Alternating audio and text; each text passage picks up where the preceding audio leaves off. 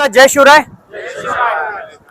खरं तर आत्ताच आपण संघर्ष योद्धा माननीय मनोज दादा जरांगे पाटील यांचं मार्गदर्शन किंवा यांच्या सूचना ऐकल्यातच आहेत।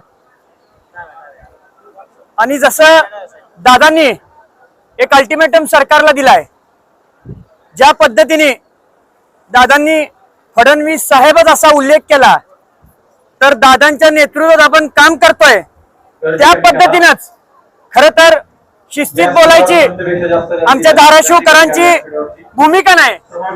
आम्ही देखील नेहमी गोडे लावणारे धाराशिवकर आहोत, पण आम्ही देखील दादांच्या नेतृत्वात जो दादांनी 28 तारखेपर्यंत अल्टिमेटम दिलाय त्या माध्यमातून मी एक सर्वसामान्य, एक गरजवंत, एक मराठा सेवक म्हणून सरकारला आज विनंती करतोय की आमचा अंत बघू नका। ही शेवटची संधी आहे। 3-3 वर्ष तुम्हाला जर संधी देऊन त्या संधीचं सोनं करून घेता येत नसेल, तर मग आमचा अंत पाहण्याची तुम्ही येत्या 30 तारखेला तयारी ठेवावी। कारण प्रत्येक वेळी आम्ही येतोय, आम्ही समजूत काढतोय, तुम्ही आमची काहीतरी दिशाभूल करून समजूत काढताय, आम्ही तुमचा मान सन्मान ठेवतोय आणि आमची परत दिशाभूल होते। तर किमान ह्या 28 तारखेपर्यंत कोणत्याही मराठा समाज बांधवाची दिशाभूल न होता ज्यांचे प्रमाणपत्र निघालेत त्यांची तात्काळ व्हॅलिडिटी व्हावी, आणि ज्यांचे प्रमाणपत्र निघाले नाहीत, हैदराबाद गॅजेट असेल, सातारा गॅजेट असेल, किंवा ज्यांच्या कुणबी नोंदी आहेत, जे इतर समाजातले, आज उघड उघड बोलतो की इतर समाजातले काही अधिकारी आमच्याच ठिकाणी आहेत, धाराशिव मध्ये काही अधिकारी आहेत, खऱ्या नोंदी असताना सुद्धा ह्या नोंदी तुमच्या खऱ्या नाहीत किंवा अशी तुमची व्हॅलिडिटी कोणत्याही प्रकारची होत नाही असं वारंवार आम्हाला सांगण्यात आलं। तर ह्या अडचणी समजून घ्या। हा लढा आपल्यासाठी आहे, हा लढा वैयक्तिक स्वार्थी कुठल्या दादांसाठी किंवा त्यांच्या लेकराबाळांसाठी नाही, तर हा लढा केव्हा आणि केव्हा आपल्या लेकरांसाठी, आपल्या भविष्य घडवणाऱ्या लेकरांसाठी आहे। लक्षात घ्या, बाबासाहेबांचं एक वाक्य आहे, आरक्षण हे वाघिणीचं दूध आहे आणि जो कोण हा दूध पिल ते डरकाळी फोडल्याशिवाय राहत नाही। त्यामुळे आरक्षणाचं महत्व पुन्हा पुन्हा समजून घ्या आणि लोकांची समजूत पाडा, लोकांना समजून सांगा की आरक्षण कशासाठी हवंय। आपल्या डोक्यात फक्त एकच भावना आहे की आरक्षणमुळे नोकरी लागते, आरक्षणमुळे शिक्षण होतं, पण ह्यात सगळ्यात मोठा फायदा हा शेतकरी बांधवाला देखील आहे। आमच्यातल्या काही कुणबी नोंदी काढलेल्या बांधवांनी पंचायत समिती, जिल्हा परिषद मधल्या असंख्य योजना त्या माध्यमातून घेतलेल्या आहेत, तर ह्यामध्ये शेतकऱ्यांचा सुद्धा फायदा आहे। हे पुन्हा एकदा आपल्याला जनजागृत करायची गरज आहे। पण शोकांतिका खरं तर मला आज ह्या माध्यमातून सांगायचं की आपल्याला सारखं सारखं हे जनजागृत करायची गरज का पडते?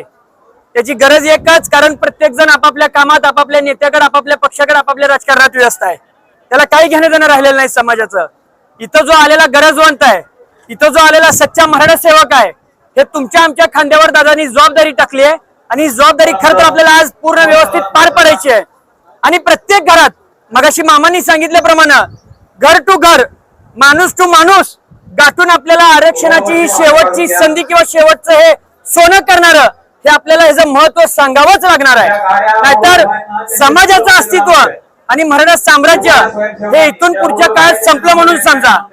त्यामुळं मी आज सगळ्यांना, धाराशिवकर असतील किंवा इतर जिल्ह्यातले असतील, एक आमचं धाराशिवकरांचं नियोजन आहे। आम्ही इथून गेल्याबरोबर एक गाव बैठका घेत असतो। प्रत्येक गावात आमची एक जे 2-4 जे आम्ही 25-50 पोरं आहोत, एक मराठा सेवक म्हणून काम करतो, एक आमची फळी तयार होती, काही 4 जण, काही 5 जण, आणि हे प्रत्येक 4-5 जण वेगवेगळ्या गावात जाऊन जनजागृती करतात।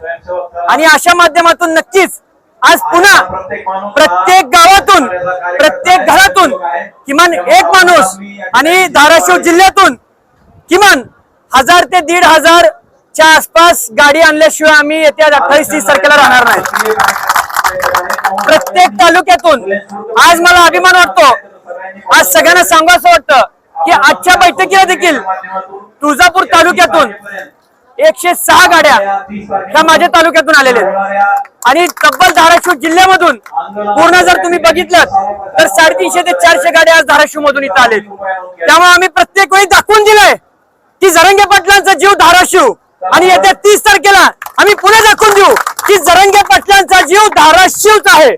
त्यामुळे पुन्हा एकदा विनंती करतो, येत्या 30 तारखेला मोठ्या ताकदीनं केवळ आरक्षणासाठी नाही तर मराठ्यांचा दबदबा ठेवण्यासाठी आणि मराठ्याची अस्मिता जपण्यासाठी आणि आपलं अस्तित्व ठेवण्यासाठी 30 तारखेला हजर राहा. जय शिवराय, जय जिजाऊ.